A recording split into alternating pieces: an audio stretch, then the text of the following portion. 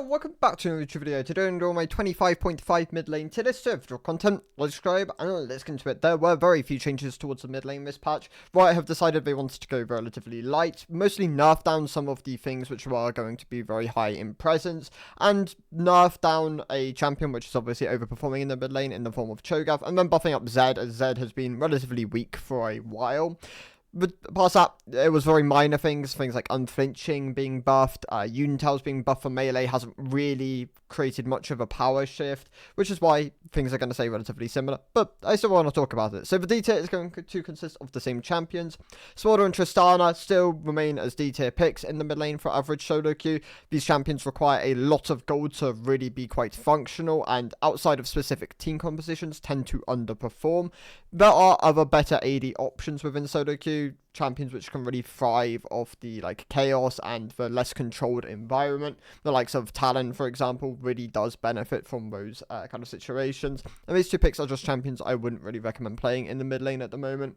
The other D tier picks are Mel and Azir. In Azir's case, he's an incredibly hard champion to play, who requires oftentimes very specific conditions to really make work. He has a weak laning phase. He also has a reliance on teammates playing around him to really get full access of the damage this champion can provide, and it's just not a reliable pick for solo queue. If he was easier to play, then I could recommend him a bit more, but being one of the harder mid lanes to play, definitely just not a champion I'd recommend opting into, unless you really want to sink a lot of time into him.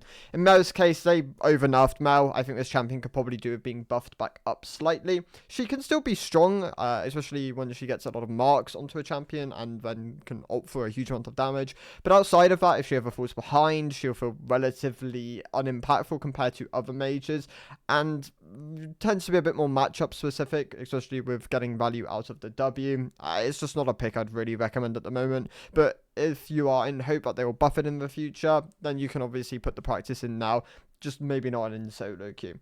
Moving on to the C tier then, we lead off with Gangplank, who also another very hard champion to play. Saw a bit of a increase in his pick rate when the buffs came in the previous patch. He's a fine option. If you're comfortable playing Gangplank mid or just Gangplank in general, then you can opt into him and find results on him. But as a champion, he's very hard to play, and just a pick I wouldn't really recommend playing unless you have once again put the time into him. Twisted Fate is just weak in his current state. Well, this champion is being buffed in next patch, and that should definitely help him. It's only 3 armor, but armor tends to be really valuable against the likes of Yasuo and Yone, who are obviously incredibly popular mid laners.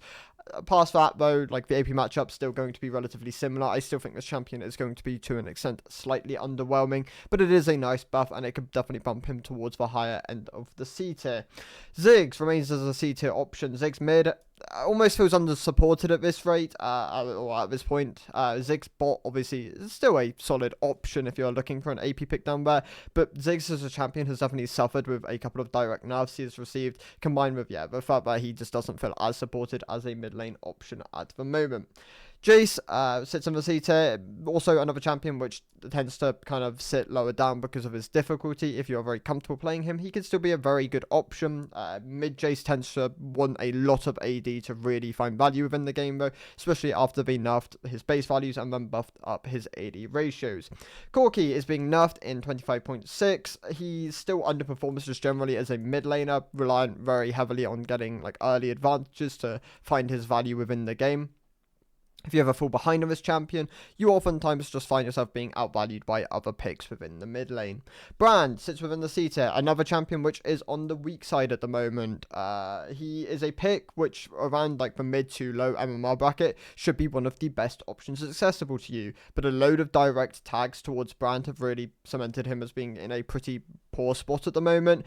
I imagine he could be due some buffs in the near future, but there's obviously concerns around Brand jungle taking over if they overdo it.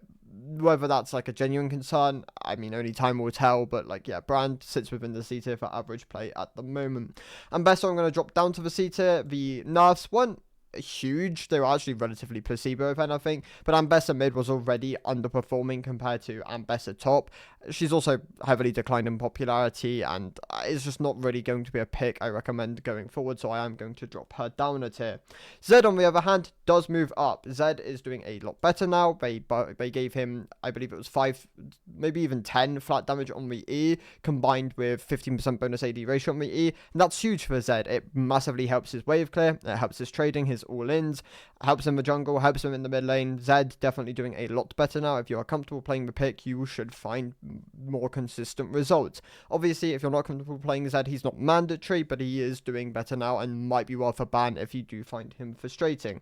Aurora does drop down to the C tier as well. Aurora, for general play, has also been underperforming as well. She got nerfed, and the nerf was a lot more impactful than the Ambessa nerf. They took away 10% AP ratio off the E, combined with some of her R slow, and that, yeah, drops her down slightly. I'm going to have her in the C tier now. I think if you're comfortable on the pick, you should still find good and consistent results. If you're not comfortable though, then it's probably time to move on to other options which should have a bit more consistency, and yeah, you could probably find more consistent results on. Other picks within the B tier include the likes of Sion, Malphite, some of my more tanky options, which I can kind of recommend in specific spots. If you do want an AD frontliner, then Sion, and like who can opt into like Kanek Rooken, for example, Sion can be a great option. He can neutralize a lot of mid lane picks.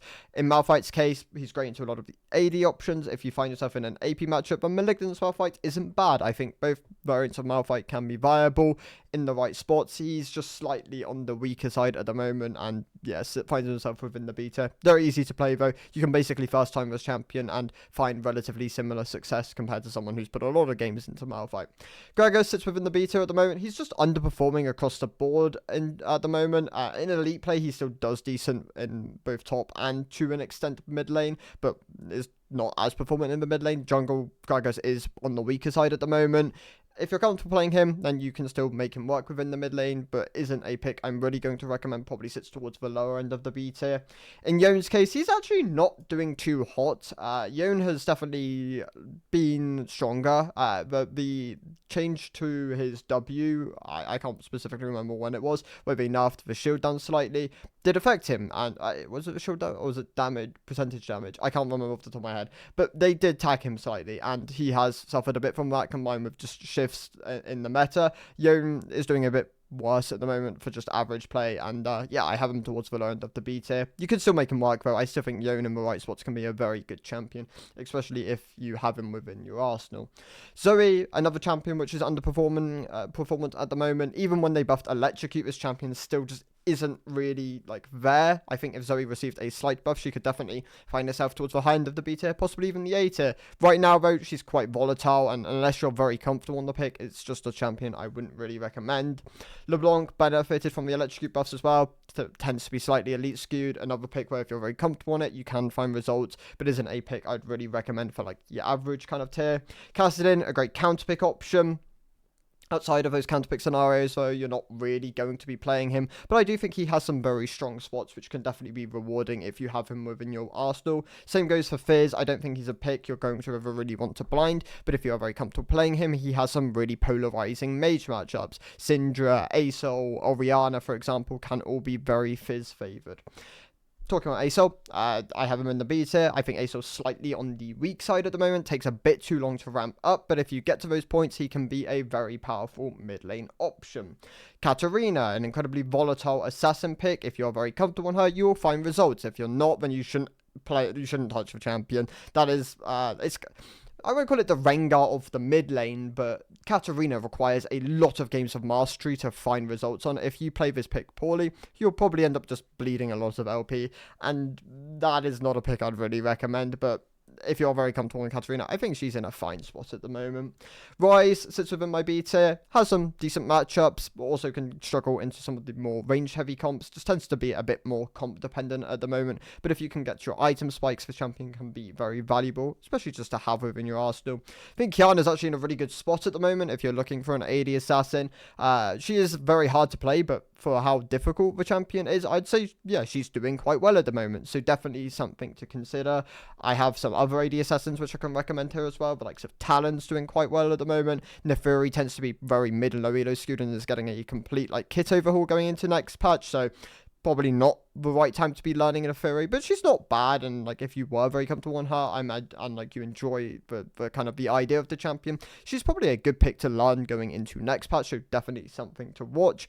Akshan does better in Elite, but if you are comfortable playing Akshan in average to low MMR, then you can definitely make him work as well. Does want to really get quite ahead of the curve, though, to be valuable within the game. Sylas is an incredibly volatile champion if you can, like, if you enjoy kind of like really explosive games. I mean, snowballing and like just fighting and skirmishing around the map, and Sylas can be a really good champion for that. He is a bit more counterpick reliant at the moment. He's not quite as like just stat checky as he was before. They have trimmed away some of that excess damage, and yeah, it's meaningful. I think this champion is really good in counterpick scenarios, but if you just blind him, then yeah, he will definitely suffer against a lot of matchups. Lissandra, a great counterpick option as well. Great at nullifying hyper carries, great at nullifying like those assassins who you can if they ever try to dive onto you, you can kind of just shut them down and never really give them the kind of like access to the game which they really want. Akali, I think, is in a great spot at the moment, a great AP assassin, which once again I would say everyone should probably have within their arsenal if they play a lot of mid lane. She tends to pop up and be quite consistent in specific metas. I wouldn't say she's meta at the moment, and you don't need to be playing Akali, but if you are comfortable playing her, then yeah, she can definitely be quite valuable at the moment. Karma and Hui wrap up my B tier. In the case of Karma, she's being nerfed in 0.6, but for the moment, she's still a relatively decent mid lane option, especially into specific mages where they can't really interact with her without being quite heavily out-traded. And then Karma's like utility can be quite valuable. She's not a carry by any means, but I think in the right spot she can be very valuable addition to a composition. In Hui's case, he got nerfed in I believe it was 2 patches ago, and he suffered. Like, the champion's definitely not as strong as he was. I in fact can't see him here. It's because I'm missing him. This pick still can do an excess, like a very large amount of damage in the right compositions, and has access to a lot of wave clear, but the trim down to his damage has been meaningful, and it has dropped him towards the high end of the B tier, rather than like this S tier pick, which I'd really recommend in a lot of spots. I think he's a lot more conditional now. Moving on to the A tier then, we lead off with Nico. Nico obviously has found her like main player base and supported in the support role. This champion has access to obviously a decent amount of crowd control, functions on relatively low income as like not so much a utility bot, but like as this just like early game kind of burst orientated champion. I think her Q harass combined with her Easter can be very valuable. I think being ahead of this champion is very good though. Like, if you can get those advantages, this champion can do a lot of damage, and the ultimate is a very impactful ability. Not quite a definitive like meta mid lane pick, but if you are comfortable on Nico, then you can continue to play her.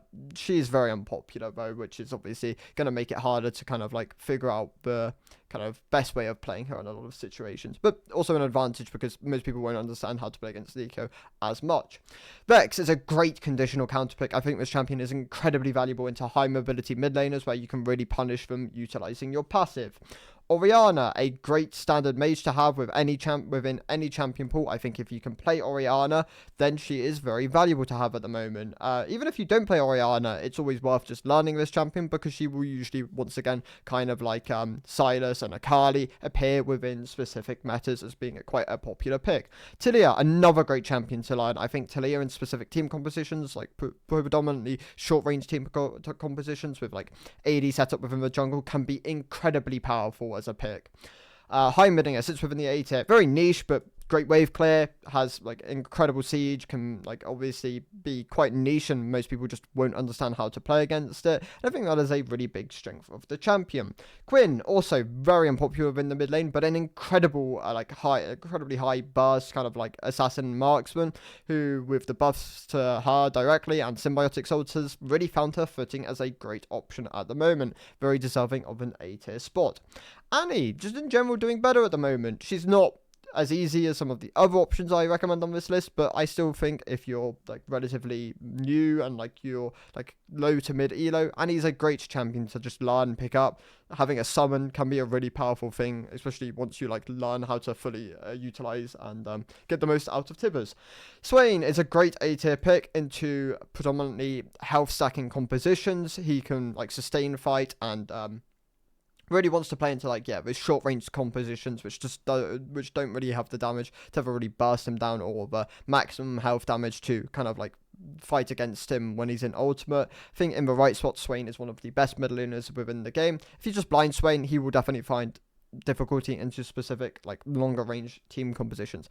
Vladimir could probably sit towards the high end of the A tier, maybe even close to S tier pick. I think Vladimir as a champion has really began to see a lot of traction over like the last couple of weeks in both top lane and mid lane. Even today we saw Zeus bring it out in the HLE game and perform incredibly well on it. I think Vladimir is actually a pretty slept-on champion at the moment and definitely deserving of a high A-tier spot.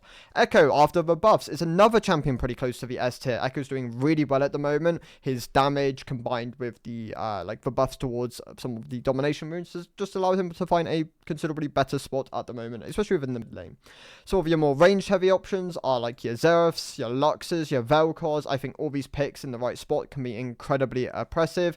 They have access to obviously a lot of burst damage, and their range can make them very hard for certain champions to interact with, especially Xerath. Like Xerath in matchups where they don't have the tools to ever really get onto him is an incredibly powerful pick, and another champion I'd really recommend learning. Lux and Vel'Koz, a bit less.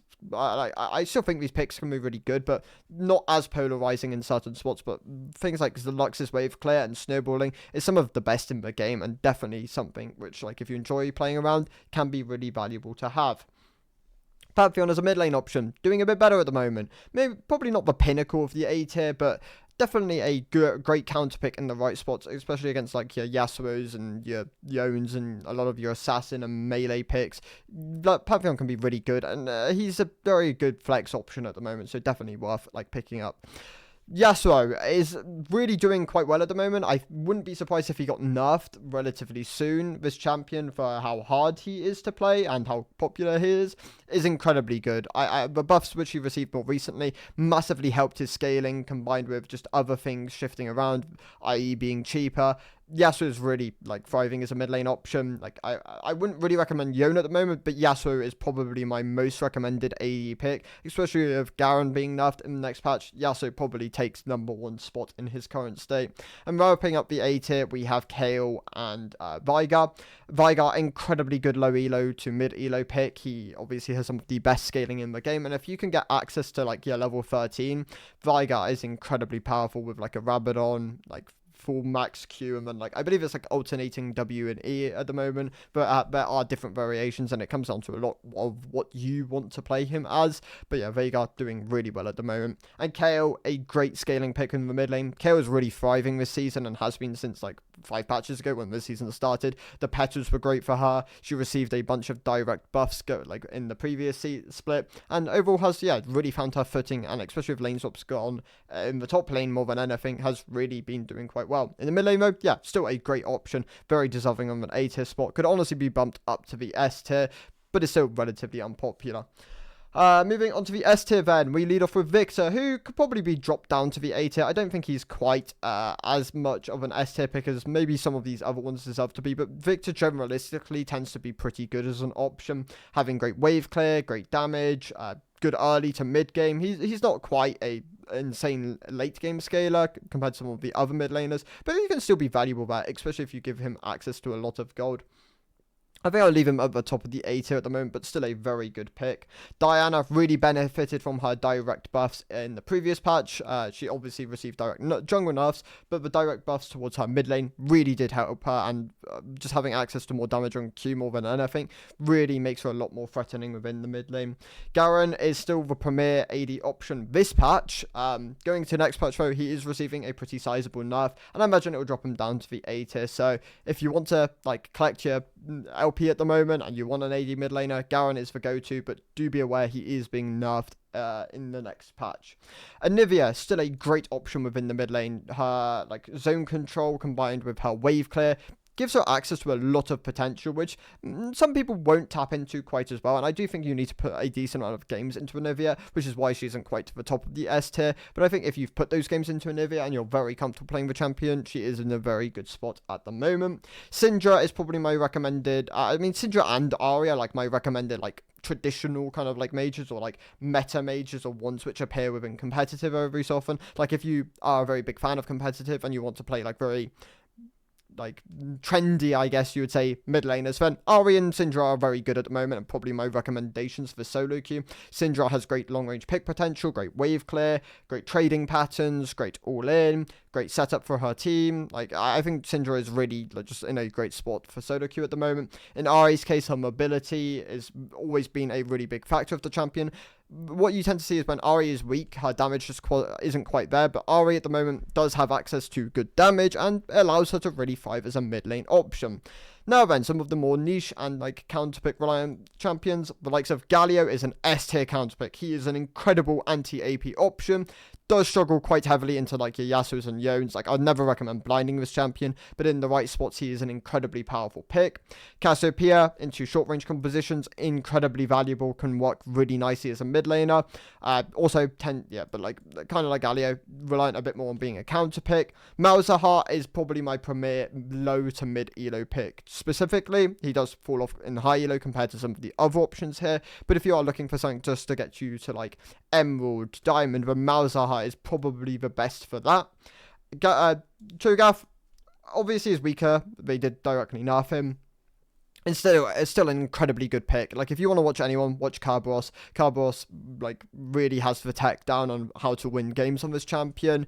He's still a really good mid laner, though. Like, I'm still going to leave him in the S tier. He's going to have lost some of his popularity, and if anything, that's to people's benefits. It's going to be less banned, and it's going to be less picked. So if you enjoy Cho'Gath mid, you should still find relatively similar success on the champion. And then Aurelia. Aurelia actually is in my A tier. I don't have her as an S tier option. I think Aurelia mid is incredibly volatile and requires a lot of games, but if you can, like, execute it well, she is an incredibly powerful AD mid laner.